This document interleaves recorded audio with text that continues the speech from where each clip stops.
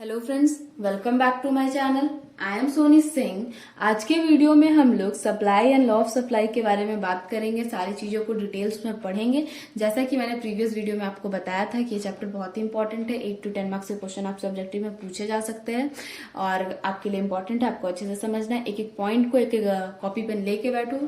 Easily 20 minutes आप में आपको अच्छे तरीके से समझ में आ जाएगा। सारी पॉइंट मैक्सिमम 20 मिनट्स का मैं टाइम दे रही हूँ, लेकिन सारी चीजों को समझते हुए आप लोगों को करना है। ठीक है, चलिए स्टार्ट करते हैं। सप्लाई क्या है, डिमांड हम लोगों ने पढ़ लिया। और एक बात, supply and law of supply में आपको चेंज इन सप्लाई नहीं पढ़ना है। तो ये चीज आपको याद रखनी है कि आपको जो रिड्यूस सिलेबस हो, ऐसा नहीं हो कि हम लोग वो चीजें भी पढ़े जो एग्जाम में नहीं आ रही हो, अपना टाइम वेस्ट करें। नॉलेज के पर्पज से पढ़ सकते हो, कोई दिक्कत की बात नहीं है। अगर पढ़ रहे हो तो वेल एंड गुड, लेकिन मैं अभी चल रही हूँ एग्जाम पॉइंट ऑफ व्यू से। जो आपके एग्जाम में आ रहे हैं रिड्यूस सिलेबस वाले टॉपिक्स मैं नहीं करा रही हूँ। ठीक है, यहाँ तक सारी डाउट्स क्लियर हो गई। तो चलिए अच्छी बात है। चलिए स्टार्ट करते हैं अपना next topic, supply. Quantity of a commodity. क्या है सप्लाई? कहता है quantity of a commodity which is represent in the market for a sale of a various price. ठीक है, सप्लाई क्या होता है? कहता है क्वांटिटी जो है, क्वांटिटी है गुड्स का, कॉमोडिटी का, जो रिप्रेजेंट करता है मार्केट में सेल। मान लीजिए हम लोग पेन खरीद रहे हैं, बहुत जो प्रोडक्शन कंपनी से आ रहे पेन्स बल्क में आ रहे हैं, मतलब बैग्स आ रहे हैं पेन के, या कुछ भी जो भी सामान खरीद रहे हम लोग सप्लाई कर रहे हैं ना, तो वही चीज होता है सेल। कितना डिमांड है मार्केट में, आपस में सप्लाई एंड डिमांड आपस में बहुत मैटर करता है। आपको अगर डिमांड अच्छे से क्लियर हो तो सप्लाई इजिली क्लियर हो जाए। अगर डिमांड है तो ही सप्लाई हो रहा है, अगर डिमांड नहीं है तो सप्लाई कहाँ से होगा? सिंपल सा कॉन्सेप्ट समझने की बात है। अगर आपको मार्केट में जैसे कि ठंडे का सीजन आ रहा है तो देखिए गाजर आएंगे, डेफिनेटली आएगा, गाजर आएगा, शिमला मिर्च आएगा, जितनी वेजिटेबल सब्जियां। दिया ऑलवेज आप सब्जियों को क्यों नाम लेते हो? क्योंकि आपकी दीदी बहुत फूडी है, आपको दीदी को खाने का चीज बहुत पसंद है, इसीलिए ऑलवेज देखिए वेजिटेबल जनरली सबको खाना पसंद होता है और आप ज्यादा अच्छे से रिलेट कर पाओगे। ठीक है, ज्यादा अच्छे से रिलेट कर पाओगे। तो चलिए सप्लाई क्या होगा, जहां डिमांड होगा वहां सप्लाई होगा। डिमांड अगर आपको समझ में आएगा, सप्लाई भी समझ में आ जाएगा। तो सप्लाई का क्या डेफिनेशन पढ़ा हम लोगों ने? जनरली डेफिनेशन नहीं पूछेगा, बट आपको कॉन्सेप्ट क्लियर होना चाहिए ताकि आगे की चीजें भी आपको क्लियर हो अच्छे से। वहां पे सप्लाई आएगा। फिर अकॉर्डिंग टू थेमेसन, देखिए हर इकोनॉमिक्स को डेफिनेशन इकोनॉमिक्स ने डिफाइन किया, हर एक पॉइंट को इकोनॉमिक्स ने डिफाइन किया।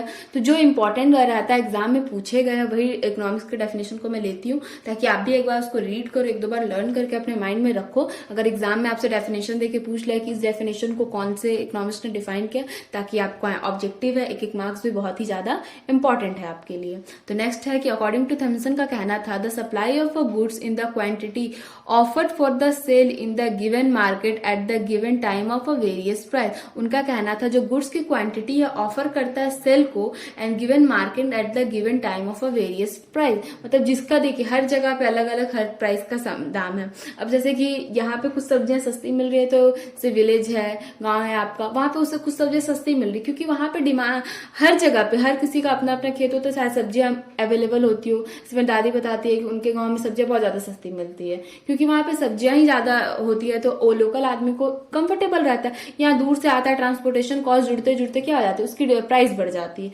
तो ये सारी चीजें हर जगह पे डिफरेंट डिफरेंट प्राइस पे डिपेंड करता है, उनका ये कहना था। सप्लाई के 2 शेड्यूल हैं, आपसे पूछ सकता है एग्जाम में, कौन से तो पूछेगा नहीं क्योंकि ऑब्जेक्टिव है, आपको दे दिया जाएगा। Individual supply schedule and market supply schedule. तो सबसे पहले इंडिविजुअल समझते हैं, फिर मार्केट को समझेंगे। देखिए इंडिविजुअल सप्लाई शेड्यूल क्या है? It's refer the relationship between of क्या है? It refer to relationship between price of a commodity and quantity should be individual firm. Individual का मैंने जब डिमांड चैप्टर पढ़ रहे थे तब मैंने आपको बताया था कि डिमांड, इंडिविजुअल डिमांड भी होता है, मार्केट डिमांड भी होता है। इंडिविजुअल जैसे कि अभी मुझे क्या चाहिए, अभी मुझे आइसक्रीम खाने का मन कर रहा है, ये मेरा इंडिविजुअल डिमांड है। फिर आपके फ्रेंड को, मेरे फ्रेंड को भी आइसक्रीम खाए, उसकी फ्रेंड को भी आइसक्रीम खाने, उसकी फैमिली को भी आइसक्रीम खाने का मन कर रहा है, उसकी नेबर्स को भी आइसक्रीम। ये क्या हुआ, एक एक डिमांड करते करते करते करते क्या हो गया, मार्केट डिमांड में कन्वर्ट हो गया। अब हम लोग, मैं अगर अकेले जाती हूँ तो बोलेंगे भैया 2 आइसक्रीम दीजिए, ठीक है। फिर मेरे जैसे और 10 लोग आते हैं तो वो बोलते भैया, मेरे एक डिमांड को मैं बोलूंगी इंडिविजुअल डिमांड है, एंड फिर मेरे जैसे 10 लोग और आते हैं तो वो क्या हो जाता है, मार्केट डिमांड में कन्वर्ट हो जाता है। बहुत ईजी सा कॉन्सेप्ट है, आपको इजीली समझ में आ गया होगा, इसलिए मैंने यहाँ पे एग्जाम्पल भी लिखा है। Price of a commodity per unit, price दिया हुआ है एंड क्वांटिटी सप्लाई करता है। जैसे कि कुछ सामान है, मैंने 4 रुपए का 2 सामान लिया, फिर 5 रुपए का 4 सामान लिया, 6 रुपए का 6 सामान लिया, फिर 7 रुपए का 8 सामान लिया, 8 रुपए का 10 सामान लिया, 9 रुपए का 12 सामान लिया। मेरा इंडिविजुअल डिमांड था, यहाँ पे फर्म लिखा है, इंडिविजुअल फर्म की वो सारी डिमांड होती है। अब मार्केट डिमांड का आता है, मार्केट डिमांड क्या है?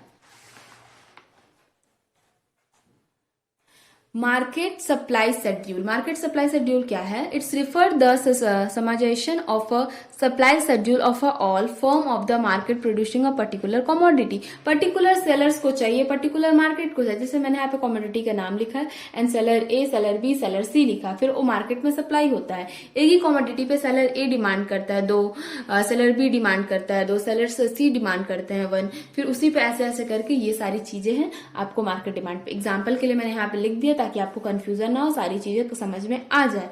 अब आती है सप्लाई कर्व के बारे में। तो सप्लाई कर्व सेम थिंग है, इंडिविजुअल डिमांड शेड्यूल, विजिबल है? ओके, ठीक है। सप्लाई कर्व क्या है? इंडिविजुअल सप्लाई कर्व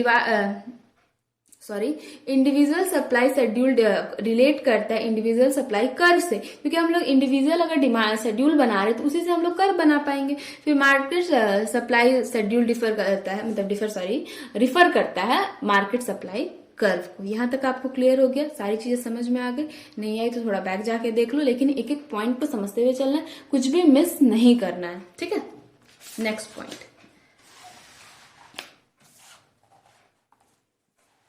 यहाँ पे डेफिनेशन लिखा हुआ है, डेफिनेशन को पढ़ते हैं।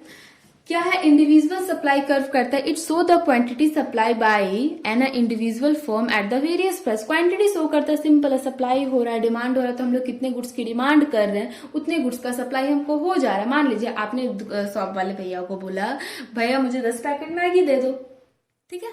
आपने डिमांड किया, उन्होंने लाया आपको दे दिया, ये उन्होंने सप्लाई कर दिया। इसी तरह से इंडिविजुअल, अब मैं गई, मेरे भाई गए, मेरी फ्रेंड गई, उसकी फ्रेंड गई, उसके मम्मी पापा गए, भैया मुझे 10 पैकेट मैगी दो, मुझे 4 पैकेट मैगी दो, मुझे 3 पैकेट मैगी दो, मुझे 2 पैकेट मैगी दो, मुझे 1 पैकेट मैगी दो। उन्होंने क्या किया? एक एक करके, तो वो क्या हुआ? मार्केट डिमांड में कन्वर्ट हो गया। It is the horizontal summarization of a individual supply curve of all form of a industry. देखिए मैं कर्व इसलिए नहीं बता रही क्योंकि एग्जाम पॉइंट ऑफ व्यू से इंपॉर्टेंट नहीं है, और बहुत सारी चीजें हैं जो मुझे कवर करानी है। जैसे इकोनॉमिक्स का सिलेबस खत्म होगा और जिन बच्चों का बीएमटी है, मैंने उन्हें से कहा है मैं जितना हो सकेगा कोशिश कर रही हूँ कि आपके ऑलमोस्ट सारे सिलेबस को कंप्लीट करवाने की, कि आप लोग अच्छे से अच्छे एग्जाम में मार्क्स गेन कर पाओ। पहले इकोनॉमिक्स खत्म हो जाए, उसका टेस्ट हो जाए, टेस्ट तो अपना चलते रहेगा। जैसे इकोनॉमिक्स खत्म होगा आपका 3-4 टेस्ट मैं भी लूंगी, आपका मॉडल टेस्ट पेपर रहेगा ही रहेगा। पूरे अच्छे से प्रिपरेशन करेंगे, कुछ भी चीज नहीं छोड़ेंगे। एक भी ऐसा हम लोग मतलब मैंने डेली टेस्ट ले रही हूँ टेलीग्राम चैनल पे, फिर मैं खुद 3-4 मॉक टेस्ट लूंगी आपके। जैक बोर्ड आपको 5 मॉडल टेस्ट पेपर दे रहा है। इतना करने के बाद क्या आपका 40 में 40 नहीं आएगा? चलिए 40 में 40, 35 प्लस तो आने के चांसेस है ना? डेफिनेटली आएगा। 90 प्लस लाना है हम लोग को इस बार। हम लोग को अच्छी तरीके प्रॉपर प्लानिंग से हम लोग को 90 प्लस एग्जाम में स्कोर करना है। एकदम अच्छे से पढ़ाई करनी है, आपको भी मेहनत करना है, दी आप लोगों के लिए मेहनत कर रही है।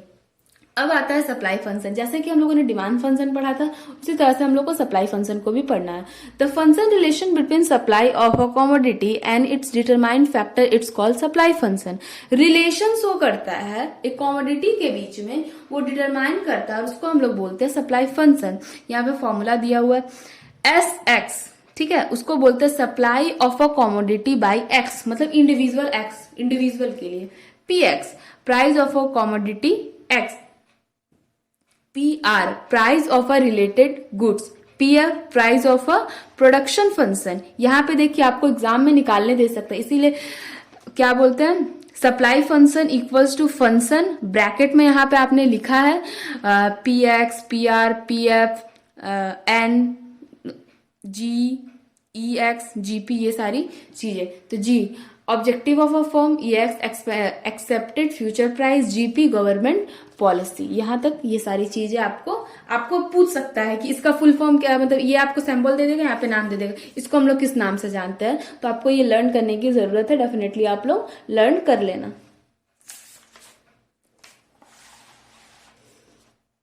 बस हार्डली अब 5 मिनट लगेंगे और आपका आज का ये टॉपिक खत्म हो जाएगा। सारी चीजें समझ में आ गई होगी मैं उम्मीद करती हूँ। कुछ भी पॉइंट नहीं समझ में आया होगा तो प्लीज कमेंट सेक्शन में कमेंट करके पूछ लेना। ये टेलीग्राम चैनल पे पूछ लिया करो, वहां पे मेरे आंसर देने से पहले बहुत सारे आपके दोस्त हैं जो आपको ऑलरेडी आंसर कर देते हैं। ठीक है, अब आता है factor affecting of a supply of a commodity. क्या ऐसे फैक्टर हैं जो सप्लाई को अफेक्ट करता है? Price of a commodity. Price of a commodity means क्या? हाँ, प्राइस ऑफ अ कमोडिटी की प्राइस के कारण जो डिफर कर रहा है, जैसे मान लीजिए मार्केट में डिमांड चल रहा था, कोई भी फैक्टर क्या है? सप्लाई। मान लीजिए किसी गुड्स का प्राइस बढ़ गया, 10 रुपया था 20 रुपया हो गया। जैसे सब्जियां महंगी होती रहती है, मम्मी बोलती है ना अब सब्जियां नहीं बनेगी, अब सोयाबीन खाओ, फिर ये खाओ वो खाओ, तो मतलब कम बनेगी, अब कम बनेगी। नहीं, कैसे बनेगी? कम बनेगी। तो ये सारी चीजें होती है। तो प्राइस के कारण क्या हुआ? कमोडिटी पे इफेक्ट हुआ, सप्लाई बहुत ज्यादा हो रहा था। ऐसा नहीं है कि देखिए सप्लाई पे आप अगर डिटेल्स में पढ़ेंगे तो ऐसा नहीं कि सप्लाई बहुत ज्यादा हो रहा है। जब सप्लाई बहुत ज्यादा होता है, मतलब जैसे कि जब सब्जियां जिस साल सब्जियां बहुत ज्यादा आती है मार्केट में, तो उस साल सब्जियों का प्राइस थोड़ा कम रहता है। बट सब्जियां जब कम होती, किसी जब गुड्स की कमी होने लगती है, मतलब लिमिटेड हो जाती है, तो क्या होता है? उस गुड्स की डिमांड भी रहती तो रहती ही है, और साथ ही साथ उसका प्राइस बढ़ा दिया जाता है कि अब जो जिनके पास है वो खरीद के खाएंगे, और जिनके पास कम पैसा है वो कम खरीद के खाएंगे। जैसे इलेक्ट्रिसिटी का भी क्या है? इलेक्ट्रिसिटी का भी चल रहा है कि बहुत किल्लत है, थोड़ा सेव कीजिए, ये सारी चीजें चल रही है। ठीक है, फिर दूसरा price of a substitute goods पे डिपेंड करता है, सब्स्टिट्यूट पे। फिर प्राइस ऑफ प्रोडक्शन फैक्टर, जैसे मैंने कहा प्रोडक्शन ज्यादा होता है तब ठीक है, फैक्टर अच्छी है, हम लोग का क्या होगा? डिमांड ज्यादा हो जाएगा, प्राइस कम हो जाएगा। बट अगर हम लोग का क्या बोलते हैं, प्रोडक्शन ही कम हुआ तो क्या डिमांड ज्यादा रहेगा लेकिन प्राइस भी आपका उतना ही ज्यादा रहेगा। ठीक है, फिर टेक्नोलॉजी लेवल, फिर number of a firm in a market. अगर मान लीजिए अगर एक सब्जी का दुकान एक मोहल्ला में है, तो क्या वो सब्जी वाले अंकल नहीं बोलेंगे मैं तो ज्यादा पैसा कमाऊंगा, थोड़ी महंगी सब्जियां देंगे। लेकिन वहीं पे अगर 3-4 कॉम्पिटिटर आ गए, तो क्या वो सब्जी वाले भैया अपनी सब्जी की कॉस्ट उसी तरह से हाई रख पाएंगे? क्या बोलेंगे एक सब्जी वाला कम दे रहा है, दूसरा सब्जी वाला ज्यादा दे रहा है, तो सब तो कम वाले के पास जाएंगे, तब मार्केट प्राइस आपका एवरेज हो जाएगा। ये सारी फैक्टर्स है। Goal of a firm, except the future price, government policy, ये आपके 8 फैक्टर आपसे एग्जाम में पूछ सकता है कि how many factor affecting supply of a commodity. 8, फिर आपको नाम भी दे सकता है, ये भी पूछ सकता है इसमें से कौन कौन से हैं और इसमें से कौन कौन से नहीं है। फिर आते हैं लॉ ऑफ सप्लाई पे। लॉ ऑफ सप्लाई क्या है? Other thing being a constant, supply increase with rise of a price and supply decrease with falls in a price. Price of a goods and supply have a direct relation with price and quantity. Price and quantity के बीच में direct relation होता है। जैसे कि मान लीजिए एक example दे रहे हैं, मेरे एरिया में, मैं अपने एरिया की बात कर रही हूँ, एक टाइम कभी कभी आता है ना, टमाटो का एग्जांपल लेते हैं सबसे बेस्ट। टमाटो एक टाइम आ रहा था कि टमाटो जो था 10 रुपया में 1 kg मिल रहा था। ठीक है, कहीं में सब्जी लेने गए इसलिए हमको तुरंत बहुत अच्छे से ये पॉइंट आया, मैं समझा सकती हूँ। सप्लाई क्या है? 10 रुपए में 1 kg मिल रहा था, अभी क्या है? 15 रुपए में 1 पाव मिल रहा है, पाव आपको मिल रहा है। मतलब अब ये 15 रुपए में मिल रहा है तो कितना? 15, अब ये कितना में मिल रहा है? 60 रुपया में 1 किलो मिल रहा है।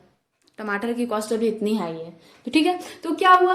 प्राइस एंड क्वांटिटी के बीच में डायरेक्ट रिलेशन है। पहले लोग एकदम खरीद रहे थे, हमारे खूब टमाटर आया 3, 4, 5 किलो आया, लेकिन अब ज्यादा हो गया तो अब लिमिटेड है। तो प्राइस एंड क्वांटिटी के बीच में डायरेक्ट रिलेशनशिप होता है, वो डिफर करता ही करता है। अगर प्राइस कम है तो क्वांटिटी ज्यादा सब लेंगे, अगर प्राइस ज्यादा है तो सब थोड़े थोड़े कम क्वांटिटी में लेंगे, क्योंकि ऑलवेज तो खाना है ना। यही सारी चीजें हैं, ठीक है। अब आते हैं नेक्स्ट एग्जाम्पल पे। Assumption of a law of supply. Assumption किया गया लॉ ऑफ सप्लाई को लेकर के। ये 7 है और ये हम लोग का आई थिंक लास्ट टॉपिक है, उसके बाद नहीं है।